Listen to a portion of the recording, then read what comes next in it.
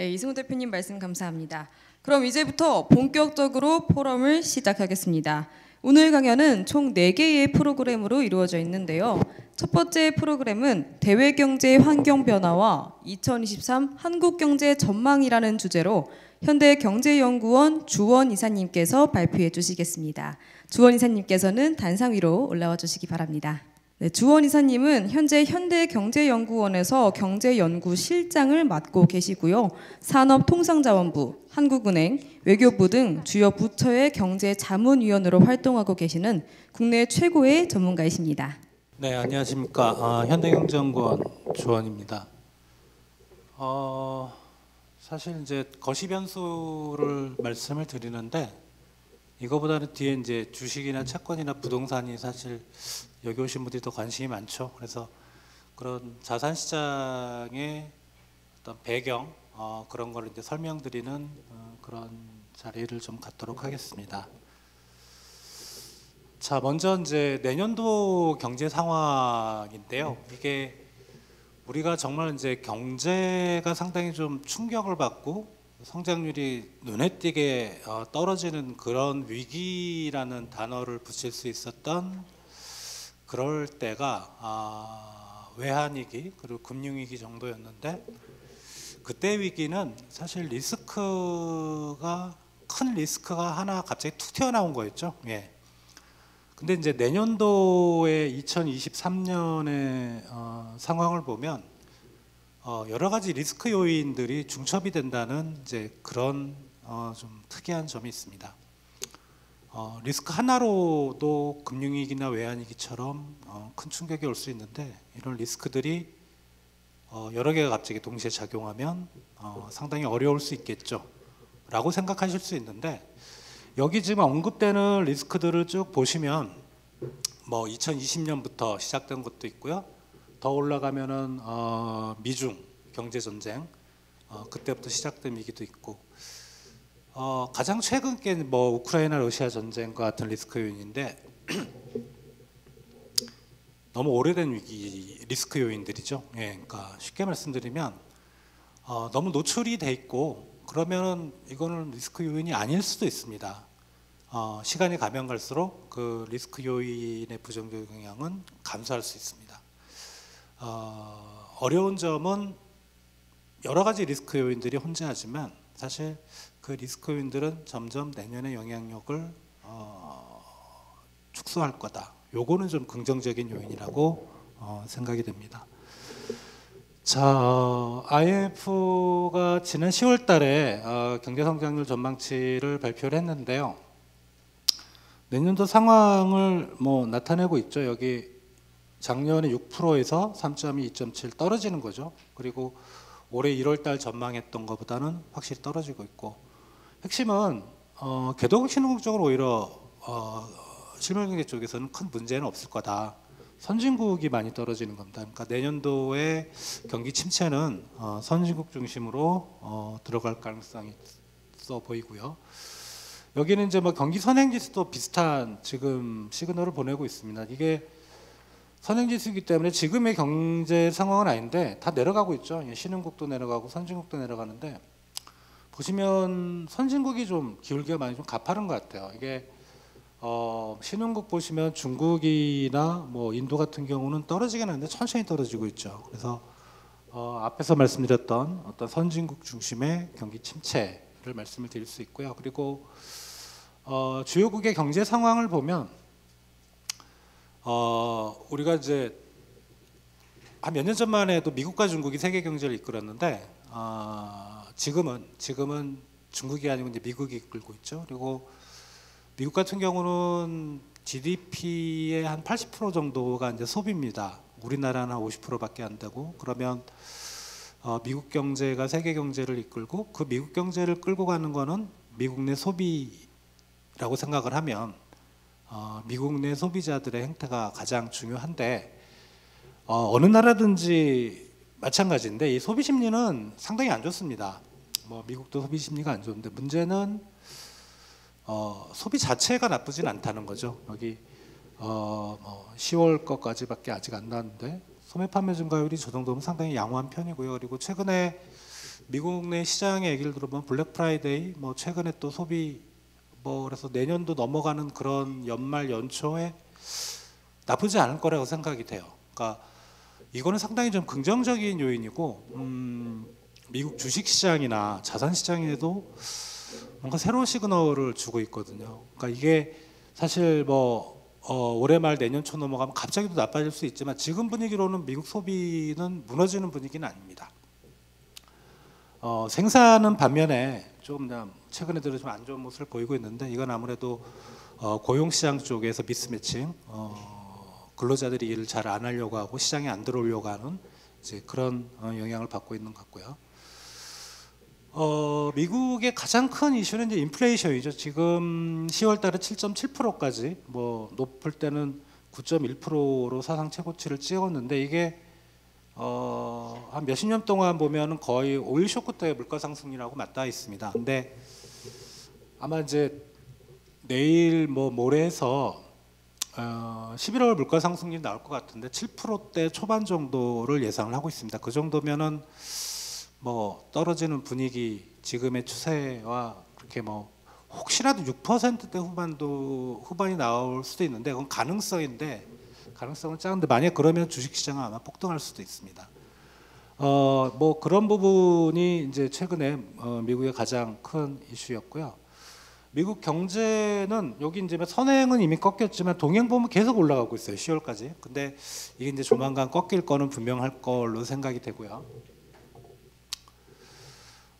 미국 경제 성장률인데 3분기까지 2.9%, 뭐 1, 2분기 마이너스 나왔는데 근데 IB들의 전망치를 보면 이게 이제 IMF랑 OECD 같은 경우는 미국 경제를 상당히 좀 부정적으로 보는데요. 내년 연간으로 IMF가 1% 정도 보고 있거든요. OECD는 더 낮췄고요. 0%대인데.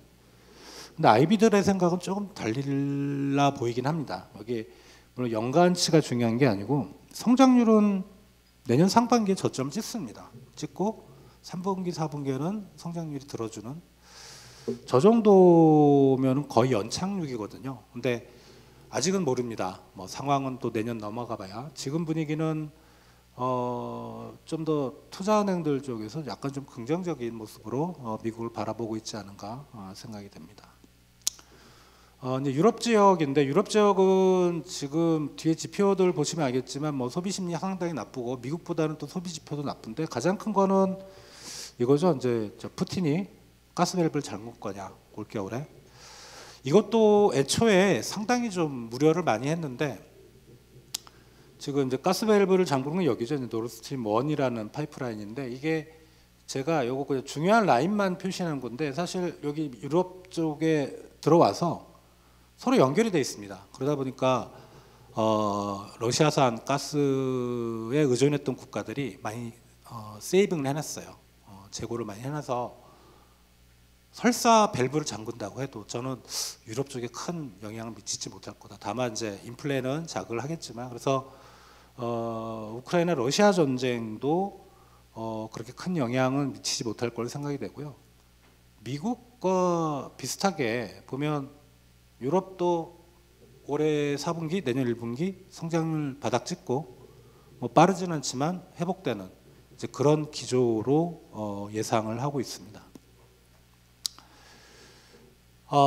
지금 오히려 저희들한테 불확실성으로 다가오는 게 이제 중국입니다. 사실 미국과 유럽은 거의 뭐라 그럴까요? 경기의 경로라고 할까요?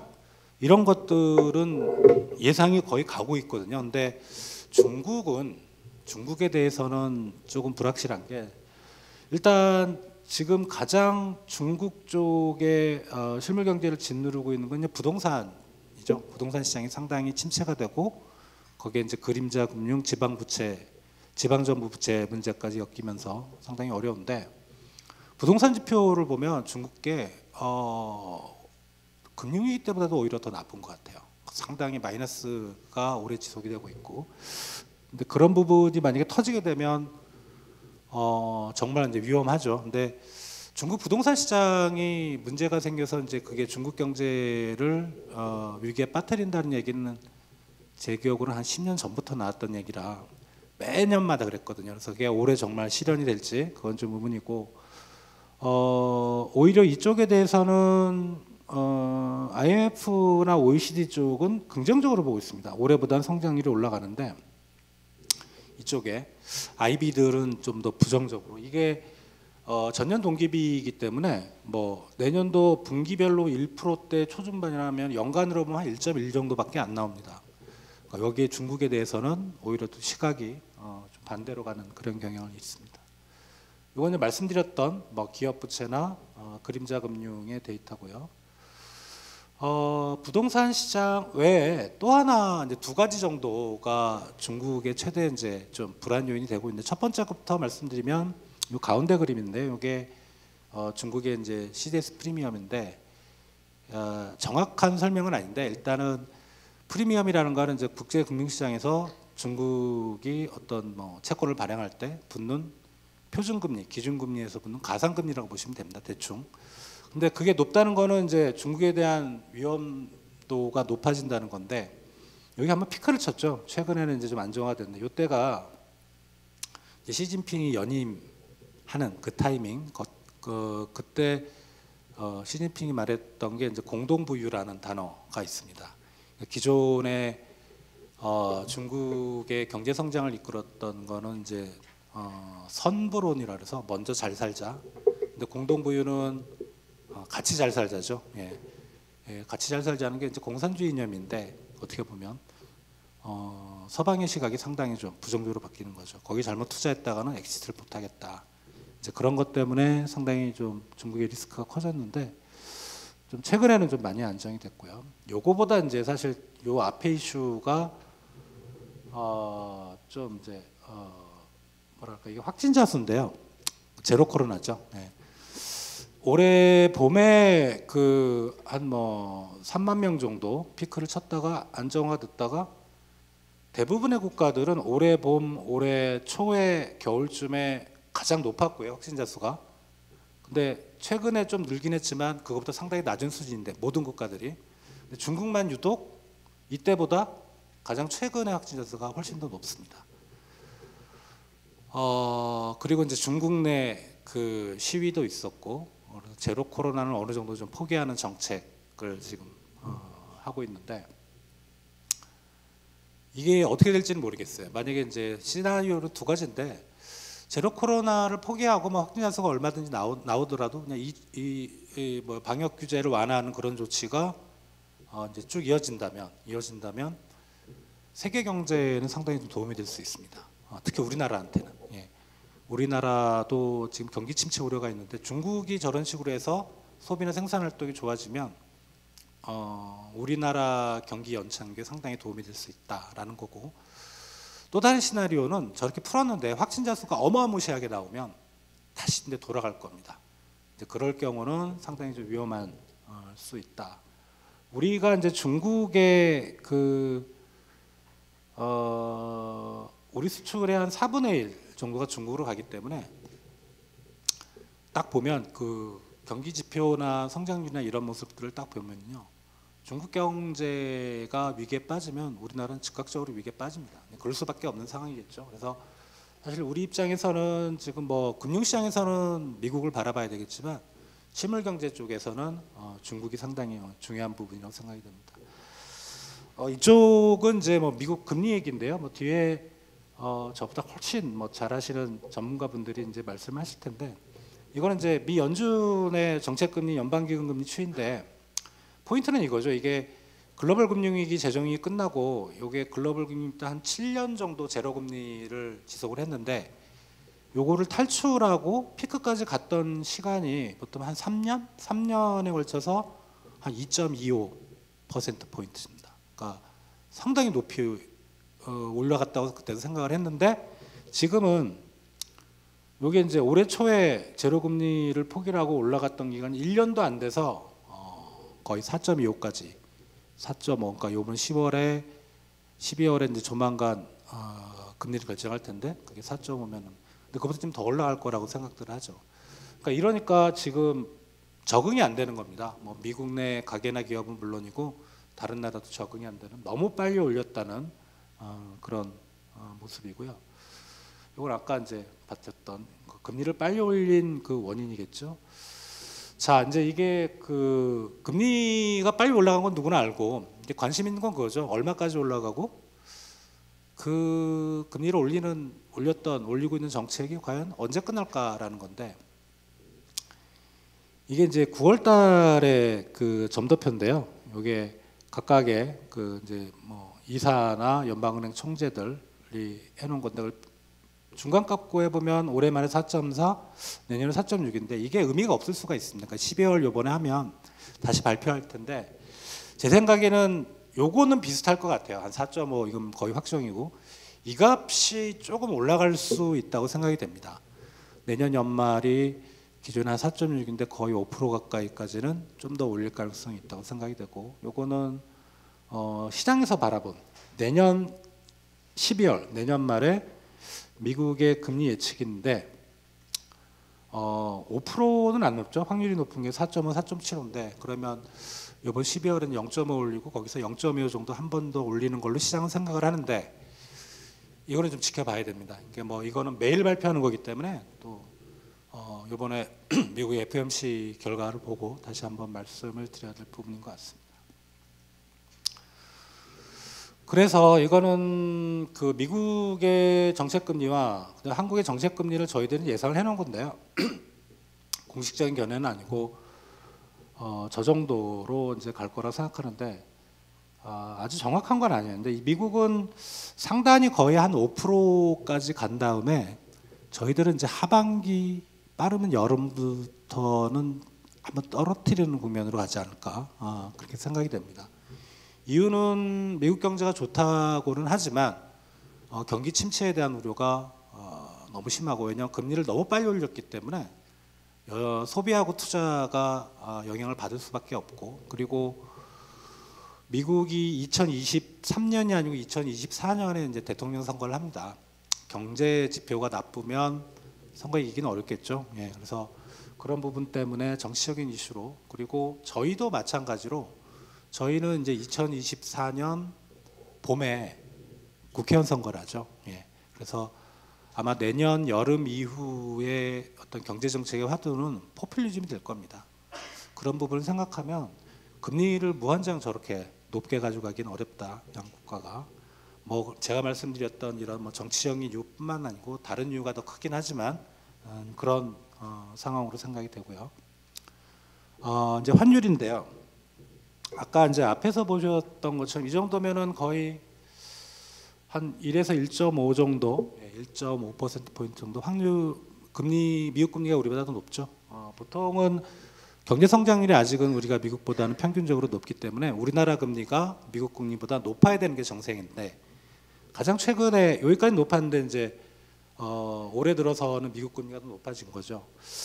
근데 이게 우리가 흔히들 최근에 원달러 환율 뭐 1,400원대까지 올라갔던 거 그게 미국 금리가 한국 금리보다 높기 때문이라고 말씀하셨는데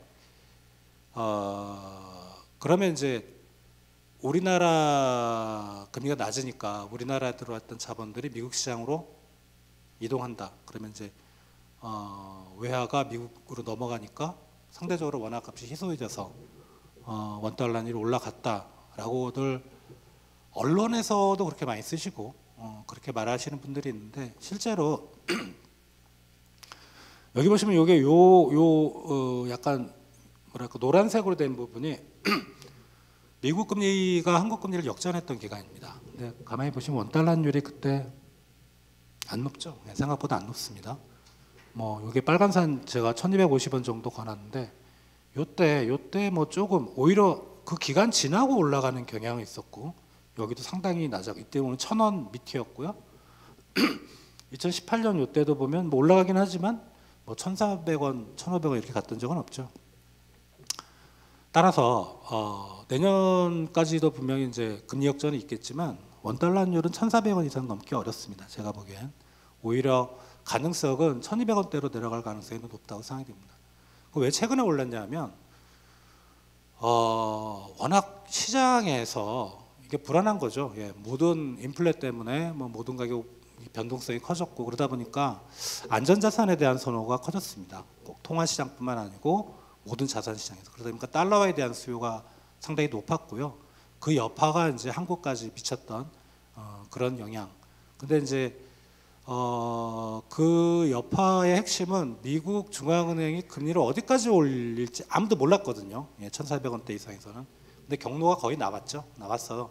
그 불확실성은 없어졌고요. 그래서 환율은 아마 점진적으로 내려가는 방향이 가장 확률이 높지 않을까 생각이 되고, 혹시나 이제 미국 여행 가실 계획이시면 가능하면 내년 하반기에 가시는 게 좋을 것 같습니다. 원달러 환율은 이제 그런 식으로 예측이 될 것 같고요. 국제유가도 이제 가장 큰 거는 이제 달러화가 강세를 보이니까 뭐 금리를 빨리 올려서 하락하는 건데, 뭐 최근에 국제유가 70달러대까지 떨어졌는데 배럴당, 이건 이제 세계 경제 침체의 우려, 그게 아무래도 세계 경제가 나빠지면 원유 수요가 줄고요. 이제 그런 부분들이 영향을 미친 걸로 생각이 됩니다. 자, 러시아 우크라이나 전쟁인데요.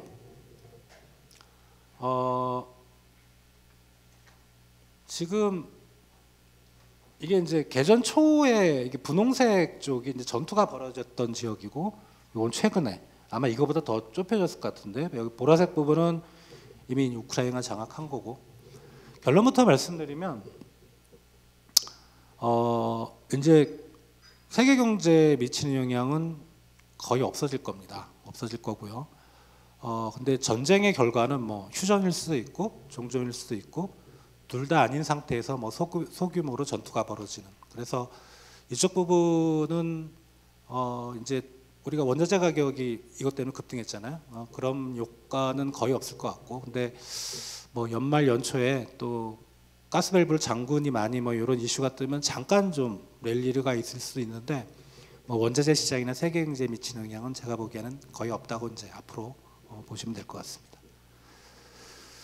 원자재 가격은 많이 올랐다가 이제 최근에 좀 주춤하고 있죠. 한 오른 거에 한 50% 정도는 평균적으로 떨어진 것 같고요.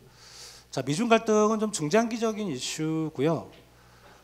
이게 아마 내년에도 우리 이제 첨단 산업 중심으로 해서 상당히 좀 곤혹스러운 부분이긴 한데, 뭐 인플레이션 감축 법안도 좀 완화를 할 것 같아요. 그래서 뭐 자동차나 반도체 쪽에서 이것 때문에 내년에 어려움을 겪을 것 같진 않고, 반도체가 어려움을 겪는다면 그건 시장 수요 자체가 떨어지는 이제 그런 원인일 걸로 생각이 됩니다. 다만 이제 최근 기업들의 모습 보시면 우리나라 기업들이 해외에 투자한 이제 비중인데요.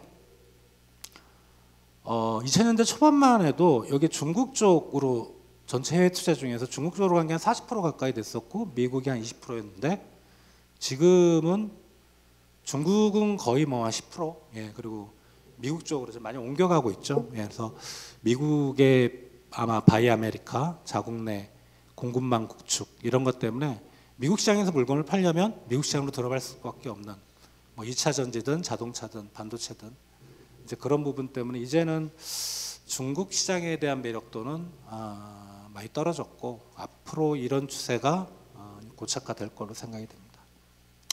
코로나인데 뭐 보시면 알겠지만 최근에 조금 느는데 거의 영향이 없죠. 근데 이거보다는 더 많을 것 같아요. 지금 우리나라도 그렇지만 걸려도 검사 안 받는 사람들이 많다 그래요. 그래서 또 치명률도 많이 낮아졌고, 그러니까 확진자 수의 문제는 아닌 것 같고, 우리나라 이제 마스크 얘기를 하고 있는데 유럽 쪽에 제 친구가 놀러 갔는데 거기서 한국 사람 찾는 방법은 쉽다 그럽니다. 마스크 쓰고 있는 사람은 한국 사람입니다. 실내에서 오고 실외에서 오고. 그래서 다른 모든 나라들은 풀었고 우리도 풀 거고 중국도 이제 따라갈 겁니다. 그래서 코로나는 더 이상 이제 위험 요인은 아니다 이렇게 보시면 됩니다. 자, 시간은 좀 많이 지났지만 한국 경제 얘기를 말씀드리면 성장률은 계속 떨어지고 있죠. 왜 전기비로도 0.4분기에 마이너스까지 보시는 분들이 있는데 좀 봐야 될 것 같습니다. 근데 4분기에 마이너스 확률이 좀 커지긴 했어요. 이태원 사태도 있었고 참 안타까운. 그리고 최근에 이제 화물연대 파업도 있었고 그런 부분 때문에 4분기에 전기비로 마이너스가 나올 수도 있다고 생각은 되는데, 실제로 이제 선행지수는 이미 꺾였고요. 동행지수는 아직까지는 괜찮습니다. 10월까지는. 근데 분위기가 9월, 10월, 8, 9, 10월 보면 이렇게 더 못 올라가고 정체되죠. 그러면 꺾일 가능성이 상당히 높습니다. 그래서 아마 이제 올해 11월이나 내년 초, 12월 내년 초에 걸쳐서 경기는 내려가는 방향인 거는 분명해 보이는데 얼마나 내려갈까가 상당히 좀 관건인데, 소비는 미국이나 유럽 쪽도 그렇지만 심리 상당히 안 좋죠. 예.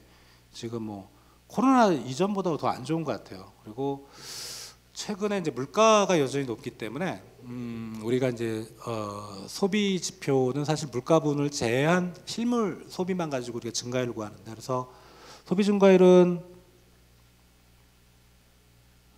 올해 한 3.7 정도 예상하고 있는데요. 내년에는 1%포인트 정도 떨어질 걸로 생각이 됩니다.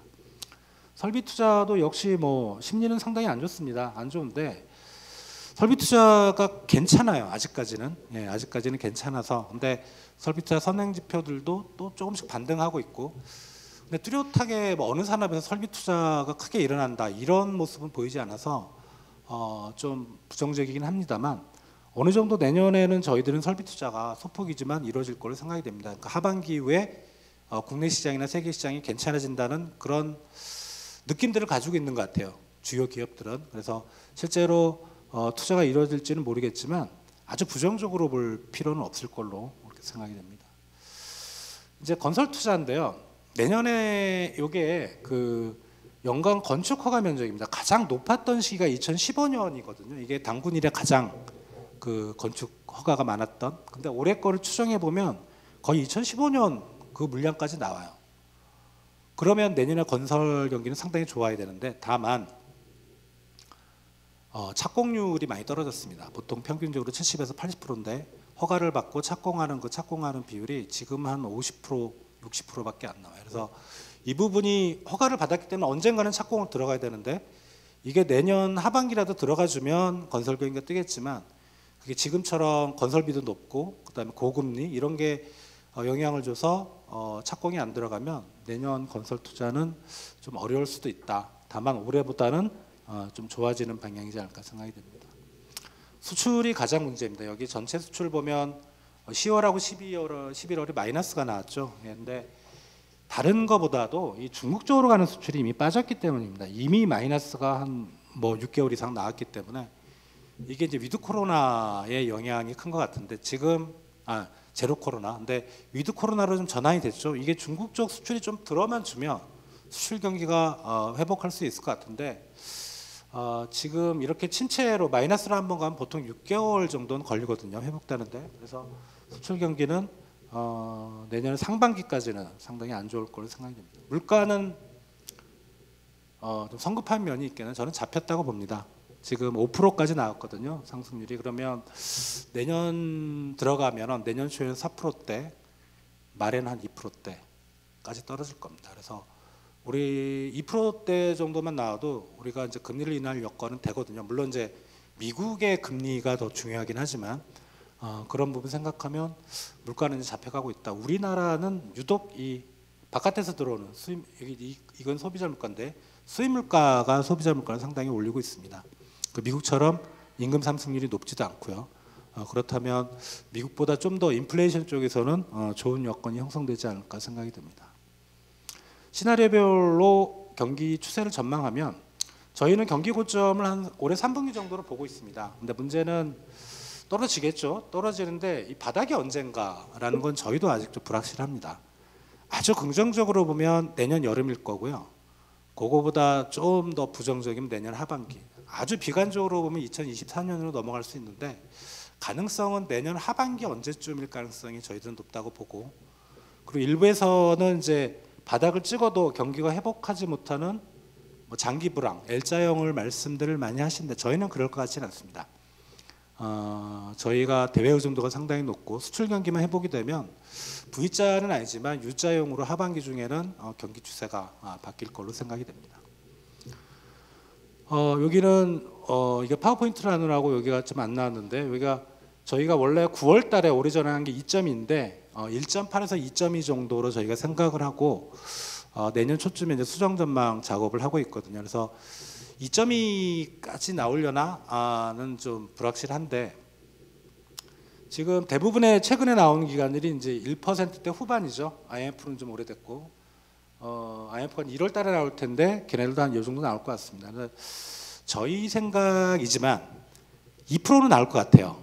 왠지 아주 좀 긍정적으로 보면 1%대 후반하고 2%대 초반하고 별 차이는 없지만 한국 경제가 저렇게 좀 저희가 긍정적으로 보는 이유는 뭐냐면 다른 것보다 하도 위기를 많이 맞아서 내성이 상당히 강합니다. 그래서 세계 경제가 뭐 금융위기나 외환위급 같은 큰 충격만 없으면 2%대 초반은 나올 것 같은데, 근데 지금 이제 이 뭐 올해 말 내년 초에도 경제 지표들을 봐야 되겠죠. 지금 스탠스는 아직은 저희는 2%대를 예상을 하고 있습니다.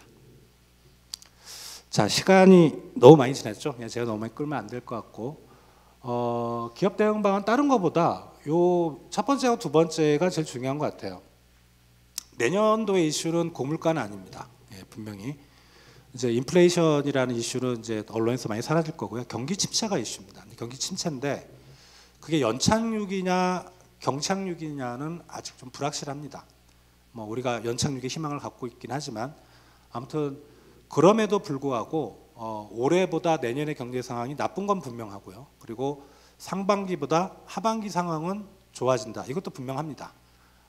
거기에 대한 대응 전략이 필요하고, 두 번째는 정말 중요한데 설령 모든 경제 상황이나 시장 여건이 좋아져도 상당 기간 고금리가 지속이 될 겁니다.